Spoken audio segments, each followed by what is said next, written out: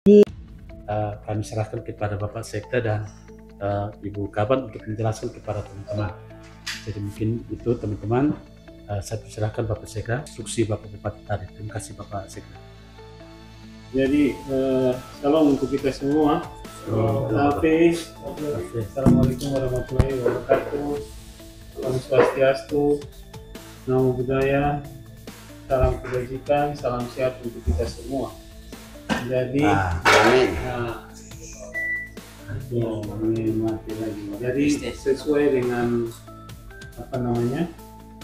informasi yang kita sudah sampaikan lewat pengumuman kemarin dari tanggal 18 itu sampai dengan tanggal 20 itu sudah disampaikan kepada para pelamar ya, P3K tahap 2, dan seperti yang sudah teman-teman beritakan juga, itu dari jumlah pelamar itu 2.107 orang itu yang menyatakan memenuhi syarat itu 992, yang tidak memenuhi syarat 1115, sama seperti yang sudah dibicarakan dengan rincian-rinciannya itu mulai dari tenaga teknis, nakes, sampai guru, dan juga jabatan pelaksana. Nah, 3 hari diberikan kesempatan untuk melakukan sanggahan, dan kemarin tidak ada sanggahan. Teman-teman selama 3 hari, teman-teman dari BPKD sudah BKPSDM sudah melakukan pemetaan terhadap sanggahan-sanggahan, dan nantinya akan melakukan memberikan jawaban. Ada yang sudah, ada yang sementara di dalam akun masing-masing pelamar maupun di website. Nah, khusus untuk ada beberapa pertanyaan yang muncul itu, jadi kita mau tegaskan di sini bahwa pelamar P3K tahap 2 itu dikhususkan bagi tenaga non-asn dengan kriteria yang pertama, itu pegawai yang tidak terdaftar pada pangkalan data base tenaga non-ASN pada BKN, dan aktif bekerja pada instansi pemerintah paling sedikit 2 tahun terakhir secara berturut-turut atau terus-menerus. Itu sesuai dengan Kepmenpan RB nomor 347 tahun 2024 pasal 4. Jadi kalau ia tidak berturut-turut, ya minta maaf, itu tidak diakomodir. Kemudian yang berikut, lulus pendidikan profesi guru. Nah, ini khusus untuk yang tenaga guru PPG sesuai surat PLT Kepala BKN nomor 6610 dan seterusnya.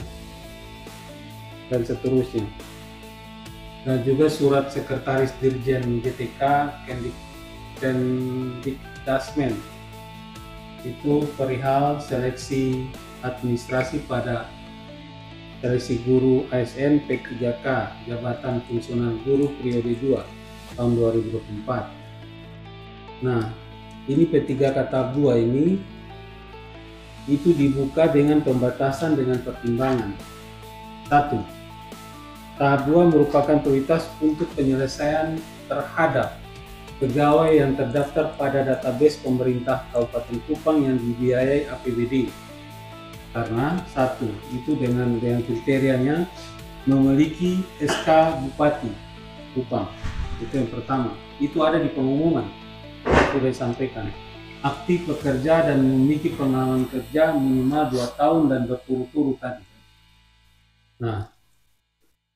Nah, kemudian sesuai dengan ketentuan perundang-undangan, mengamanatkan bahwa pejabat pembina kepegawaian dalam hal ini kepala daerah dilarang mengangkat dan membiayai tenaga non-ASN melalui APBD 2 sesuai Undang-Undang Nomor 20 Tahun 2023 Pasal 6566, dan juga PP yang menjadi turunannya, itu PP 49 Tahun 2024 tentang manajemen tahun 2018 tentang manajemen pemerintah, dengan manajemen pegawai pemerintah dengan perjanjian kerja pasal 98. Kemudian kebijakan diberikan kepada pejabat pembina kepegawaian untuk tetap membiayai, otomatis yang sementara berproses membiayai.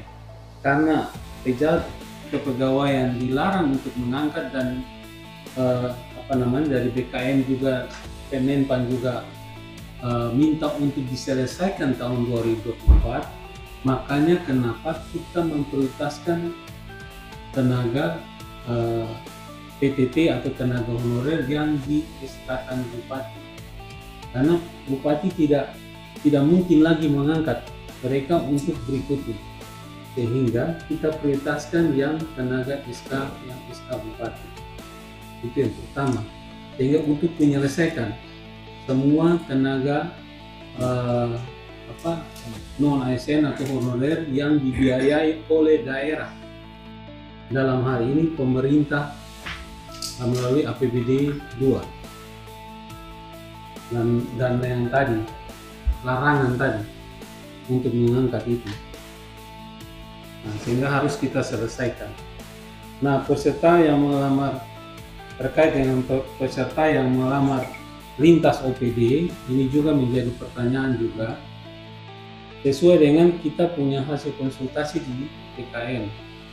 Khusus kalau jabatan atau formasi itu bersifat teknis dan itu dilamar lintas OPD oleh pelamar yang non teknis, itu diminta untuk TMS kan.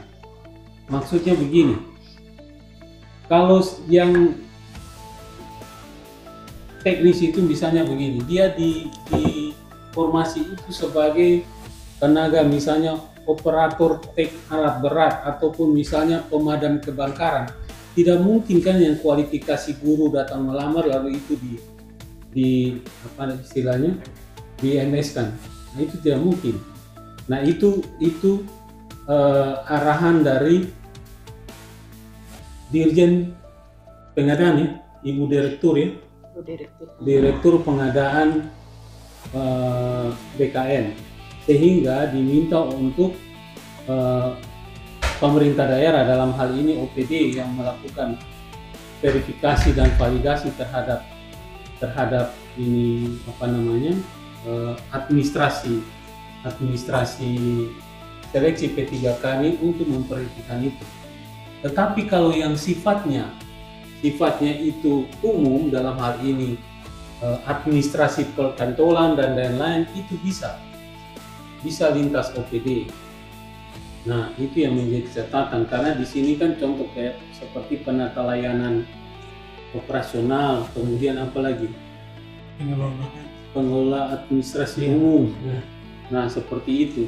Nah, ini kalau dari sisi tupoksinya kan dia sifatnya kan melakukan pelayanan administrasi perkantoran yang sifatnya umum.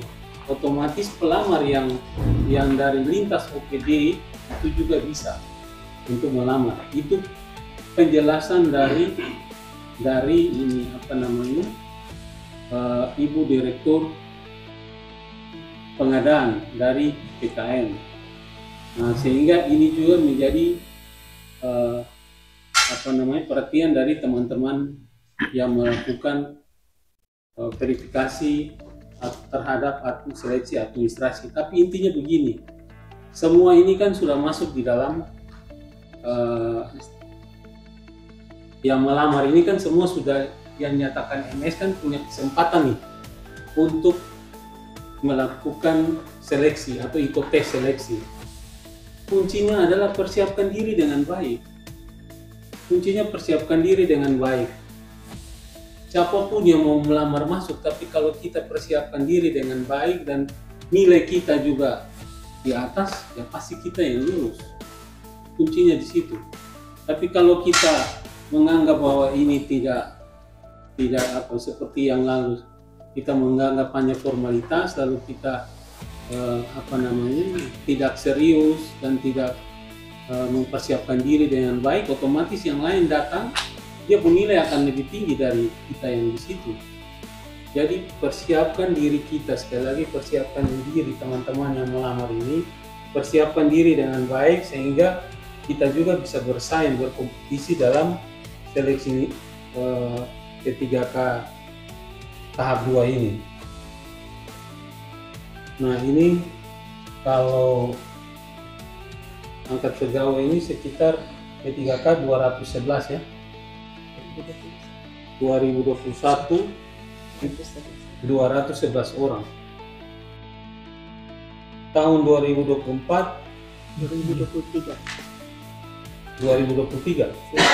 itu 1317.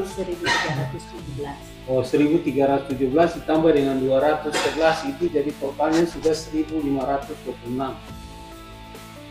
Nah, ini juga perlu diperhatikan juga salah satu arahan dari peraturan undang-undangan yang ada itu yang menyangkut dengan seleksi ASN dalam hal ini PNS maupun maupun P3K ini, satu, memperhatikan kemampuan keuangan daerah. Nah, sehingga dalam kita punya seleksi ini juga kita memperhatikan itu.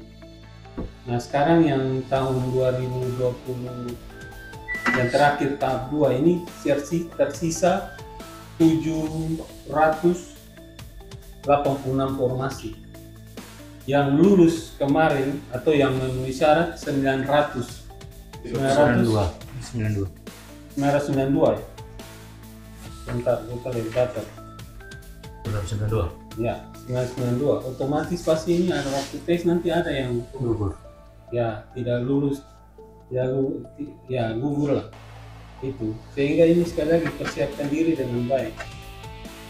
Nah, sampai dengan terakhir ini kita punya anggaran untuk P3K ini baru 81 sesuai informasi dari BPKD 81 miliar. Nah, kalau yang sekarang ini 2000 tahap 1 itu 2000 berapa? 2229 tambah lagi yang tahap 2 ini 3015 total. Ya, jadi kita butuh anggaran sekitar 100 berapa? Anggaran Ya. per 100. P3K tahap 1 tambah dengan P3K tahun 2021-2023 berarti kita butuh anggaran kurang lebih 170 lebih. Ya, pada waktu nanti kita ngomong itu nanti belakangan ya. Karena yang tidak tertampung di mana di tahap 1, tahap 2 ini kan nanti masuk di paruh waktu. Kita masih menunggu regulasi. Dan paling tidak kita mesti cadangkan uang atau persiapkan uang itu sekitar begitu. Sekitar 140 sampai 180 miliar untuk membiayai ini. Nah, oleh karena itu ya, makanya kenapa tadi kita prioritaskan yang ketiga tahap 2 ini untuk tenaga kontrak daerah yang SK Bupati. Salah satunya pertimbangan dari keuangan ini. Kemudian yang kedua itu aturan bahwa pejabat pembina kepegawaian dalam hal ini kepala daerah tidak boleh lagi mengangkat. Setelah ini tidak boleh mengangkat lagi. Berarti kita harus selesaikan dulu ini yang masuk dalam database tenaga P3K yang ada di daerah. Tahap 1 kita sudah upayakan untuk selesaikan P3K yang database di BKN. Nah, mungkin itu yang terkait dengan informasi P3K, seleksi P3K tahap 2. Dan nanti sampai tanggal 27 ini nanti akan ada jawaban terhadap sanggahan-sanggahan yang dimasukkan ke pemerintah daerah lewat teman-teman verifikator di BKPSDM. Demikian mungkin penjelasan dari kita. Selanjutnya kalau ada yang tambahan cukup ya. Dan yang melakukan sanggahan ini kan 626 orang yang sudah melakukan sanggahan. garis besar sanggahan itu tentang apa?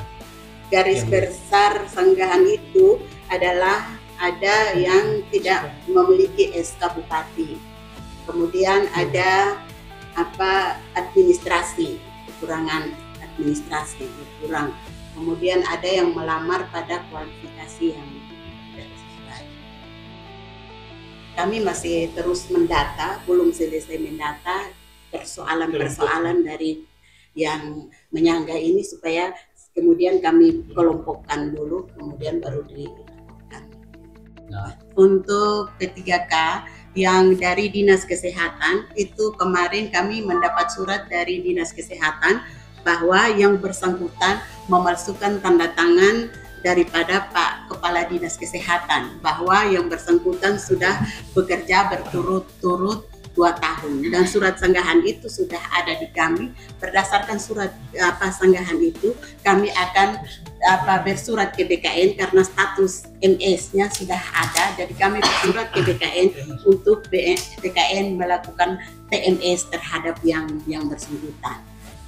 Kemudian untuk apa yang beredar di media bahwa ada 2 orang calon anggota dewan yang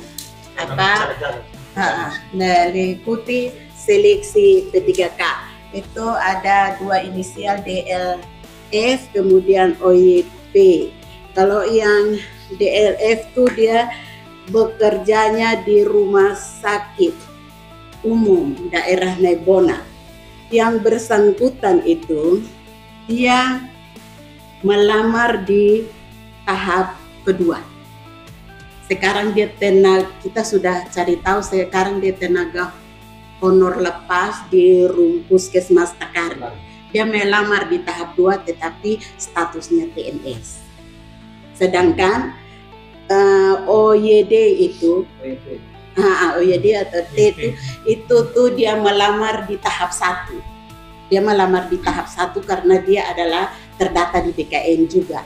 Dia melamar di tahap 1. Kemudian waktu itu kita TMS kan dia tidak memenuhi syarat sehingga dia tidak ikut ujian di tahap 1. Tetapi untuk TMS yang tahap 1 yang terdata di BKN itu aplikasinya sendiri, yang dari BKN sendiri yang langsung menggeser mereka ke farmasi tampungan, sehingga ketika kemarin tuh pengumuman tuh ada farmasi tampungan tuh dia terbawa di situ. Tetapi berdasarkan ini kami kemarin masih membuat surat ke KPU supaya kami mendapat surat dari KPU bahwa memang mereka adalah salah satu caleg dewan, supaya kita kirimkan ke BKN, jadi BKN bisa hilangkan dia dari farmasi sisa yang tampungan itu. Mungkin seperti itu. Dari Takari itu memang dia punya persyaratan tidak lengkap. Jadi dia lamar setelah kami telusuri, tapi belum final untuk telusuri. Dia TMS dia tidak memenuhi syarat. OYP? Kalau OYP itu dia melamarnya di tahap 1. Dia TMS, Pak. Kami TMS kan di tahap 1. Tetapi semua yang di TMS kan di tahap 1, karena yang melamar di tahap 1 itu adalah semua yang terdata di BKN, sehingga dari BKN yang menfilter sendiri masuk di dalam farmasi tampungan. Jadi dengan adanya peristiwa ini kita bersurat ke BKN supaya BKN yang Ibu sudah bersurat? Masih dalam proses bersurat. Ya.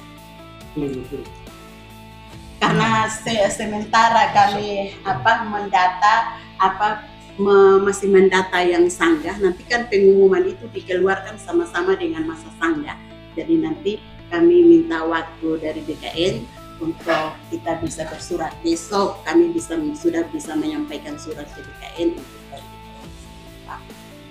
ya, pasti salah satu ya tadi sudah kita jadi prioritaskan yang APBD 2 itu salah satu solusi sebenarnya, dan kewajiban yang harus dilakukan daerah.